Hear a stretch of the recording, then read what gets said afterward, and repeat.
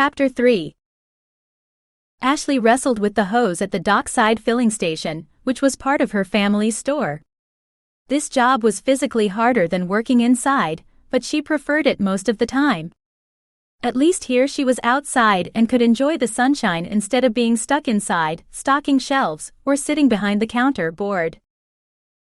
Here at least, if there wasn't someone to help, she could sit on the edge of the dock and dangle her feet in the water. She'd been away all winter, finishing up her degree. This might be the last summer she would be able to come back and spend at the lake.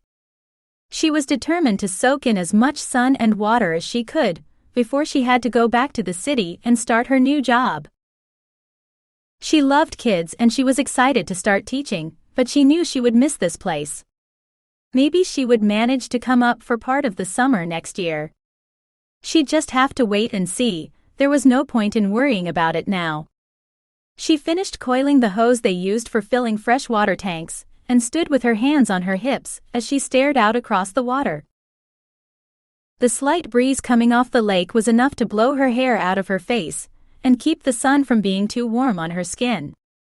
She loved that she could get away with wearing an open button-down shirt over her bikini top and shorts while working out here. When she worked inside, her dad insisted that shirts be buttoned, and it not look like the place was being run by teenage beach bums. His words, not hers.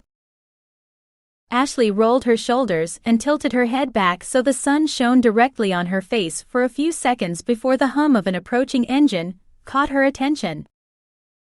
Glancing around, she found a 15 or 16-foot skiff approaching. She squinted into the glare of sunlight off the lake, but couldn't tell who was at the wheel. Yeah, they got a lot of people in and out all summer long, but they learned to recognize people and remembered names quickly. It helped people feel more at home and made them more likely to come back and spend money, and that was how her family stayed up here year-round. Yes, it was freezing in the winter, but her parents liked it, and Ashley hadn't realized it wasn't like that everywhere until she'd gone down the mountain for college. As the little boat came closer, she moved down the dock to take the dock line and help them tie in for their short stay. As he got closer, she recognized the man from the day before. Jared, he'd said his name was. She helped him tie off and waited while he stepped off the boat onto the dock. "Hello, what can I do for you today?" She gave him her best friendly smile. "I've got a list of supplies and I need to fill my gas cans." "No problem." Ashley glanced at the gas can in his boat. "Your can's empty?" "Completely." "All right." She grabbed the ticket book from next to the gas pump, wrote out a ticket for a little under what his can would hold, tore it off and handed it to him. "Take that in to Steph with the rest of your items, and she'll ring you up. I'll have the can full and back in place before you get back."